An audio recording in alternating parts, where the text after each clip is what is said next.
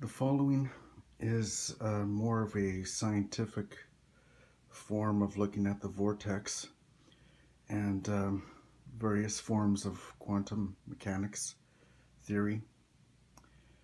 If you are a scientist or you know a lot about quantum mechanics and theory, you may wish to move the various different themes of this illustration around and to help better fit as you would see as you would know more about this kind of information. So you can move things around and adjust it as you want. I would highly suggest reading and becoming familiar with the glossary that is provided in the YouTube video description. I provided a glossary there. As you can see, there's I can't help but laugh. There's a lot to go through. There's a lot condensed here, but I will try my best. And so let's begin. At the top, of course, we have the expansion zone of the vortex. Here we have energy. This would be relativity. This would be matter. And as we move down, we're kind of using the infinity symbol as a wave, like sine wave. And we see that here we have nuclear strong. And here we have what is static energy. And here we have kinetic energy. Here we have, in allegory and metaphor, nuclear weak energy. Here we have the proton path, the neutron path, and the electron path. And we can see the two curvatures of the universe, as with all of the other vortex illustrations I've made, indicate. This continues with that. With any sine wave, with any wave that is created, there's a crest and a trough. This would be the crest, and that would be the trough. This can be represented as the nuclei of the atom. And in more spiritual ways, we could see this as the seeds, or the seed that divides. Now, as we move closer down into the nexus, we reach more and more of a grand unifying field. We see that there is, at a certain depth of coming downward, a cone of differentiation and entropy. It might have empathy, I don't know, but anyway, and this is the rate of change in math variables.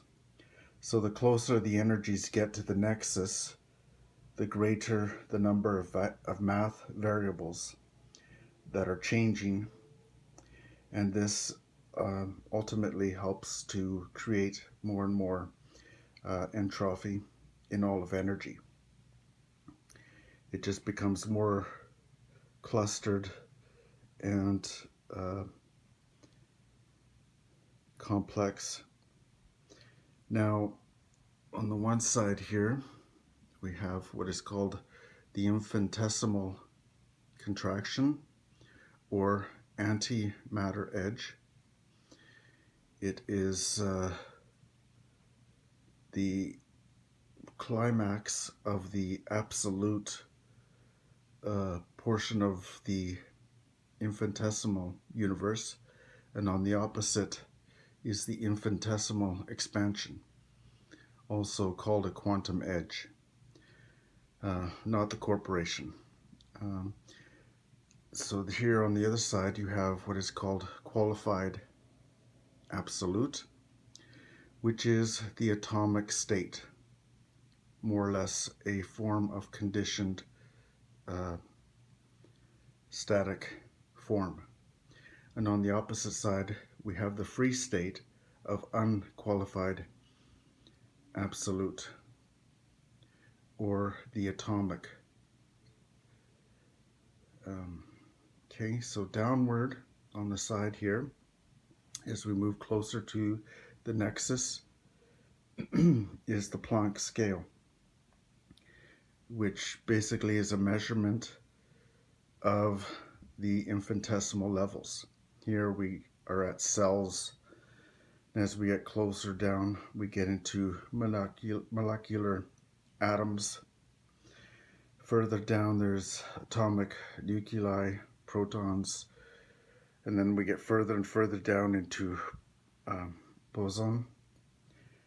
And at a certain level, this is the grand unifying scale, where all of the forces of the universe tend to begin to fuse as one. As we get down into the nexus, there is something known as fast space. Now, fast space is, in relativity, the incredible speed of light, where time slows down, and this is a form of where energy becomes extremely condensed, as its opposite is slower space, which is our lesser than light speed experience.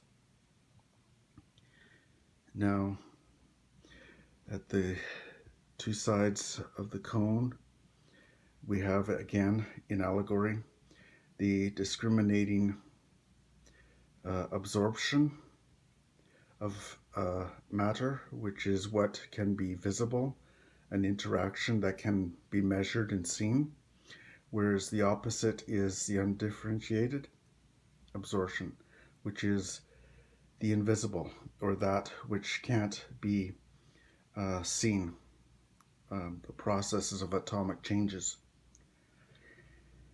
Now here we have an electron, positron. We see the two curves and the seed that divides the eternal, the neutron. That's more of the metaphysical aspect. Here we have a three-dimensional version of the two curvatures. There's the horizontal and the vertical. And these are the curvatures that bind and bend mass energy into 3D, 4D fields.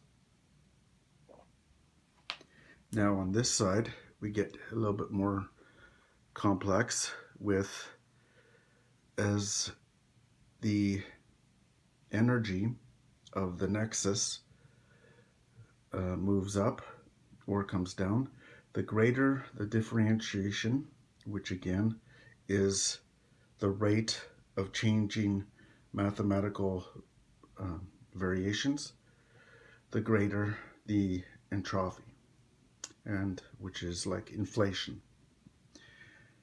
We have the cosmological constant, which is the vacuum energy of the universe, the dark matter.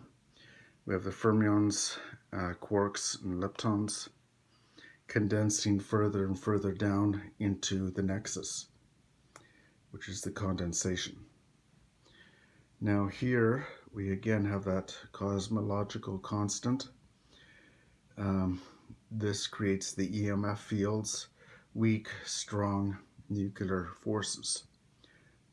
As that's the primary idea of the theory, of all theories of grand unification. Now we get into as the nexus comes down again, the entropy here is space moving faster than slower space.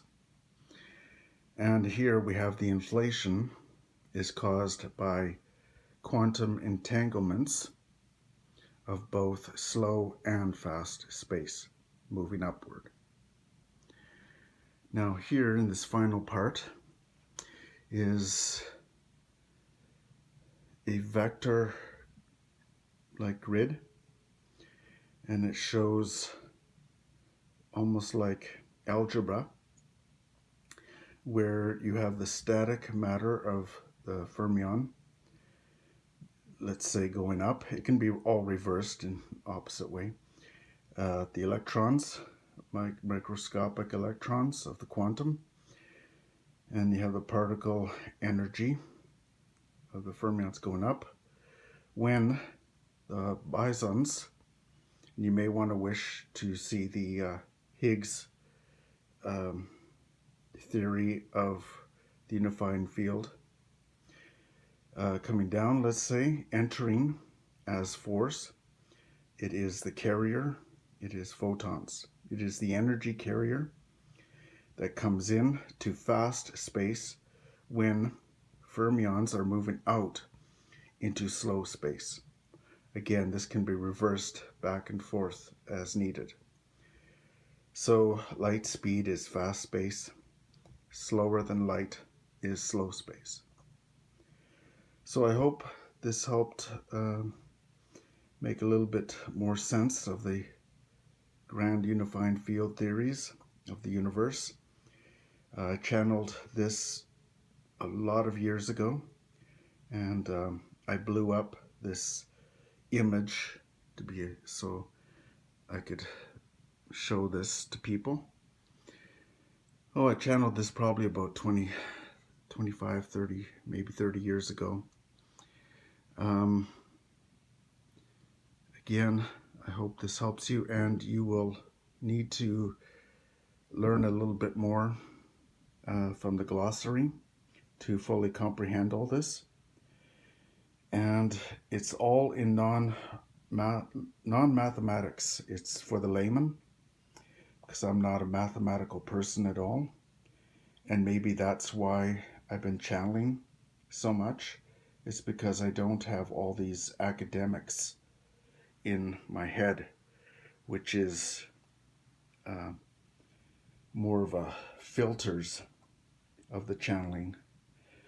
Edgar Cayce only had a grade 10 education, and he channeled vast amounts of energy and knowledge from the Akashic records.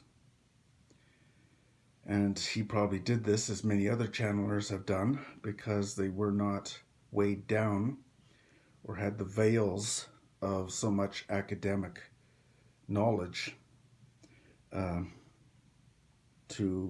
for the messages to push through. All right, so thank you very much, and we shall see you in the next video. Thank you.